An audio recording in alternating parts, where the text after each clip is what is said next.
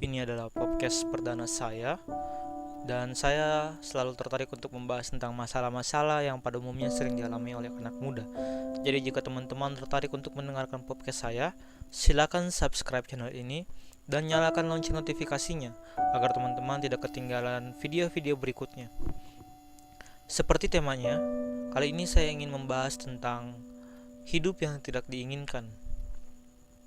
Mendengar kata ini, sebagian dari kita pasti merasakan hal ini.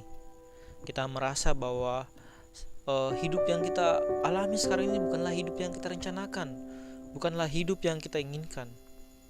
Seperti apa sebenarnya hidup yang kita inginkan? Hidup penuh dengan rangkaian keajaiban dan misteri. Dan misterinya adalah kita tidak bisa memilih di mana kita mau lahir, dan kita ini terlahir seperti apa. Dan karena terlalu banyak dari kita yang berekspektasi bahwa saya itu inginnya lahir di tengah keluarga yang ekonominya cukup, saya itu ingin sekali lahir di tengah keluarga yang punya waktu, dan saya ingin lahir sebagai orang yang ganteng, sebagai orang yang cantik, sebagai orang yang serba bisa dari lahir.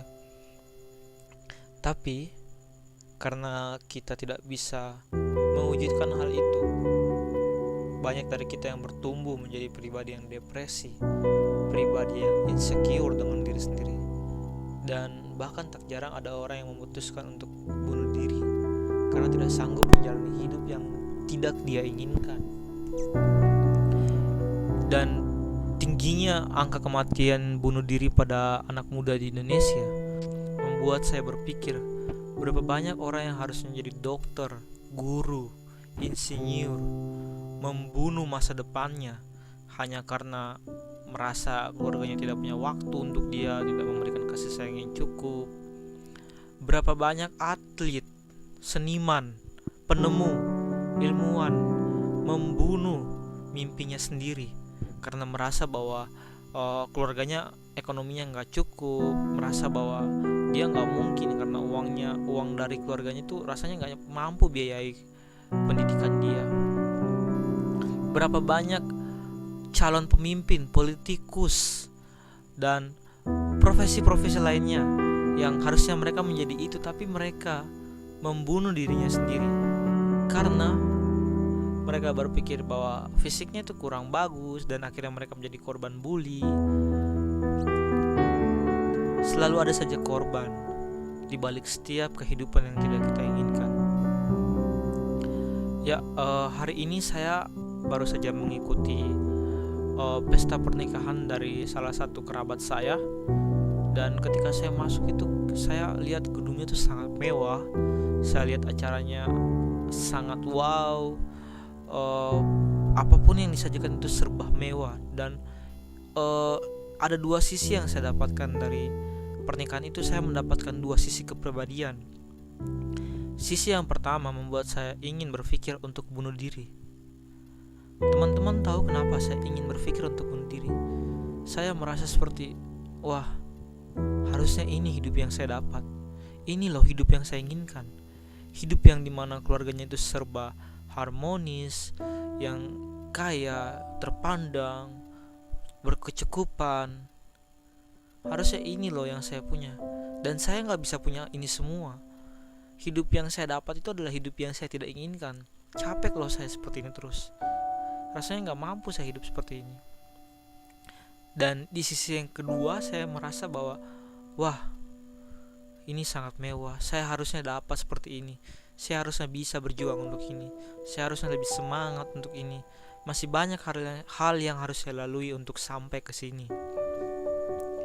Teman-teman, dari dua sisi ini saya bisa belajar bahwa ketika kita menghadapi hidup yang kita tidak inginkan, kita akan diperhadapkan dengan dua hal ini. Entah kita mau menyerah pada kehidupan, ataukah kita mau berjuang untuk mendapatkan kehidupan yang lebih baik. Saya terlahir sebagai bayi yang prematur. Saya lahir di tengah-tengah keluarga yang ekonominya kurang cukup. Ayah saya dipanggil pada saat saya berusia 3 tahun, membuat saya tidak merasakan apa yang harusnya dirasakan anak-anak. Saya menjadi korban bully dari TK sampai SMP. Bahkan saking kerasnya bulinya, saya sempat berpikir untuk bunuh diri. Namun apa yang terjadi? Saya tetap melanjutkan hidup saya. Bagian yang paling menyedihkan dalam hidup saya adalah ketika saya tidak bisa mendapatkan apa yang saya inginkan dari kecil hingga sekarang. Saya punya satu hal sebagai hiburan saya, yaitu saya selalu menonton artis terkenal di TV dan mendengarkan musik-musik terkenal. Dan saya selalu membayangkan bahwa saya yang sedang bernyanyi di situ, bahwa saya yang sedang ditonton oleh orang banyak.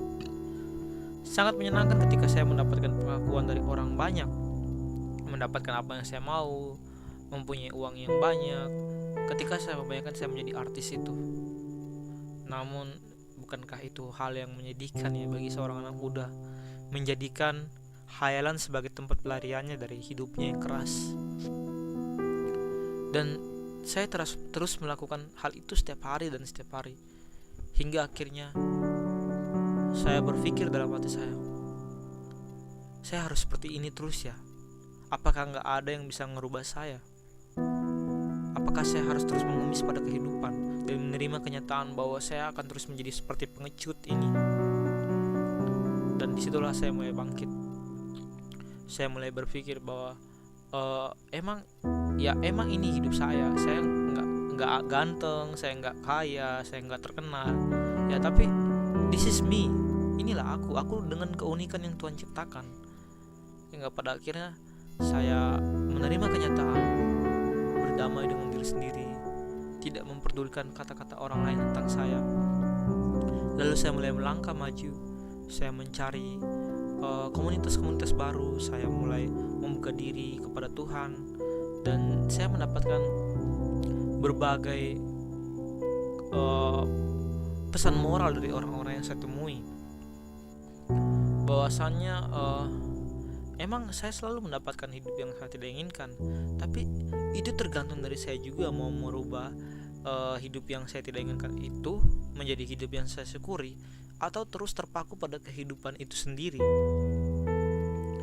Jadi saya berpesan pada diriku sendiri, saya telah melalui banyak hal, saya telah sampai pada hari ini. Masa saya mau menyerah di sini? Ini bukan saya masih bisa terus maju. Badan saya butuh istirahat, kepala saya butuh istirahat. Stop untuk overthinking sebelum tidur setiap hari. Saya harus tetap mempunyai visi yang kuat, saya harus tetap semangat. Dan ini yang saya mau katakan kepada teman-teman. Kita semua terlahir dalam keadaan yang berbeda. Kita semua ada dalam keluarga yang berbeda. Kita semua ada di lingkungan yang berbeda. Namun, kita semua punya satu kesamaan, yaitu kita punya nafas yang masih bisa kita rasakan, nafas kehidupan. Kita masih bisa merasakan anugerah dari Tuhan. Kita masih bisa bangun tiap hari. Kita masih mempunyai langkah kaki yang bisa digerakkan untuk melihat keindahan yang telah Tuhan buat untuk kita. Kita punya masa lalu yang gelap, punya masa lalu yang kelam, punya masa lalu yang mungkin kita tidak inginkan, yang kita tidak bisa rubah. Tapi bersama-sama kita ini masih bisa loh untuk bersama-sama merancang masa depan kita. Ya mungkin kita tidak bisa mengubah masa lalu kita, tapi setidaknya kita bisa mengubah masa depan kita. Itu tergantung dari kita semua. Apakah kita mau melangkah maju, ataukah tetap mengemis pada kehidupan? Semoga teman-teman semua tetap semangat menjalani kehidupan. Tetaplah semangat untuk menjalani hidup esok, sekarang, dan selamanya. Saya Aris Panorek, salam pamit.